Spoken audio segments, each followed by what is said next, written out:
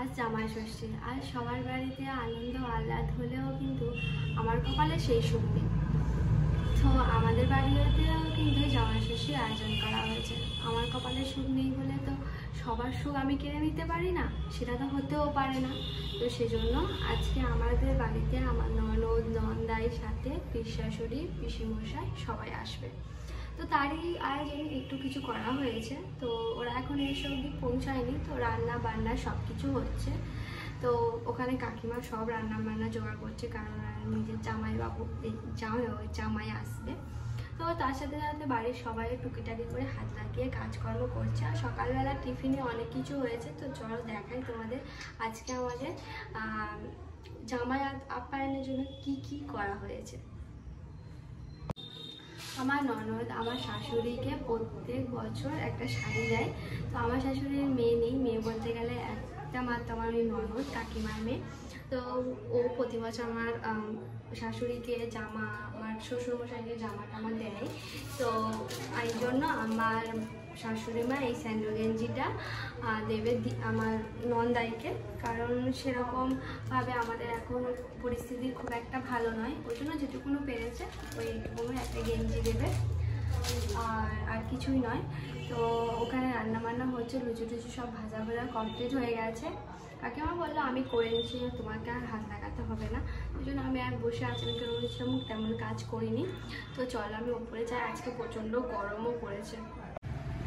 লুচি তরকারি হয়ে গিয়েছে, লুচি আর ঘুগনি করা হয়েছে, ফুলকো লুচি গরম ভেজে এটা আমার ননদকে দেবো, জামাইকে তো দেবে শাশুড়ি মা মানে কাকিমা দেবে। তো এখানে সব গুছিয়ে রাখা হয়েছে, আমার ননদ পাখায় বসেছে, সবাই মাত্র এলো। চলো জামাই ষষ্ঠী বলে আমাদের কাঁঠাল গাছ থেকে একটা কাঁঠাল পাড়া হয়েছিল 3-4 দিন আগে। তো সেখান থেকে এই একটা কাঁঠাল পাকানো হয়েছে। তো কাঁঠালটা খুব সুন্দর মিষ্টি হয়েছে, আর ফলগুলো একটু মজে গেছে। আর দিকে আমি ডাল বসিয়েছি, ওদিকে মাছ ভাজা হচ্ছে, মা মাছ ভাজছে, হচ্ছে মাছের ঝাল ডাল চচ্চড়ি ভাজা। আজকে কোনো মাংস কিছু হবে না, কারণ সমস্ত সব ব্রত করেছে ওই জন্য। আর এদিকে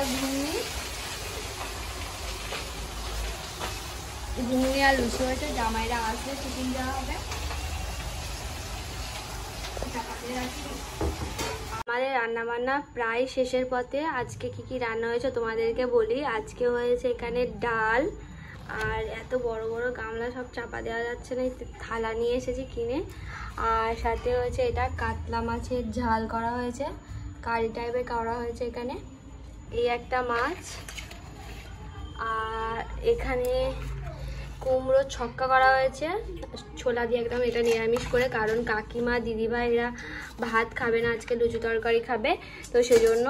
আর এখানে সর্ষে ইলিশ করা হয়েছে এখানে, আর পটল আর শাক ভাজা, আর ভাতটা হলে হয়ে যাবে। মা এখন ভাতটা দেখছে, আর প্রচণ্ড গরম পড়েছে আজকে, ওই জন্য মা দেখো ঘেমে পুরো চান হয়ে গেছে। এবারে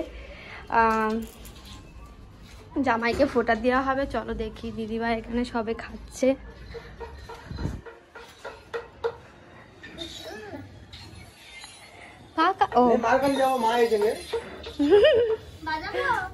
হ্যাঁ বাজাও।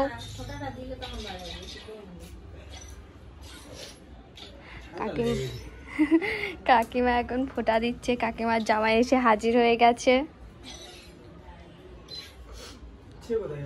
বন্ধুরা ওর এত দূরে বাড়ি, সবে মাত্র আমাদের এলো জামাই মশাই আর হচ্ছে মেয়ে মশাই দুজনে।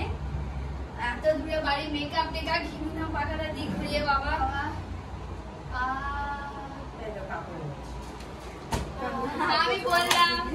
আমি বললাম পিঙ্কি শপিং করছে, ওই জন্য এত দেরি হচ্ছে, নইলে ও কখন চলে আসতো। এত দূরে বাড়ি, ও তো তাড়াতাড়ি চলে আসার কথা। দেখো ও বাবা,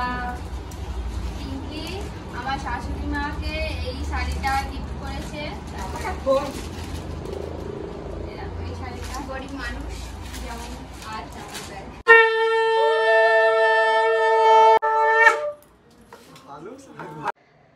তো পিসিমা সবে মাত্র এলো, তো চলো যাওয়া যায়। পিসিমা এসছে, পিসিমশাই এসছে, আর রান্না বান্না সবই কমপ্লিট হয়ে গেছে। আর আমার চুলটা শ্যাম্পু করেছি, চুলটা একদম ফ্রিজি হয়ে গেছে, ড্যামেজ হয়ে গেছে। তো ভাবছি হেয়ার কাটটা করে নেবো, কেমনটা হয়ে গেছে, একটু হেয়ার না কাট করলে হবে না। তো যাই হোক, এখন তবে করবো না, এরকমভাবে চালিয়ে নিতে হবে। একটা কিছু ওকেশন হলে তারপরে না হয় কাটবো, না হলে শুধু শুধু কেটে কোনো লাভ নেই, তাই না? তো চলো যাই। আর আমার এখানে না ঠান্ডাইতে এই মাড়ির ভিতরে ছোট ছোট সাদা সাদা কী সব ভর্তি হয়ে গেছে। তো চলো বেশিরা আসছে, তোমাদের সাথে আলাপ করাই। কি এসেছে?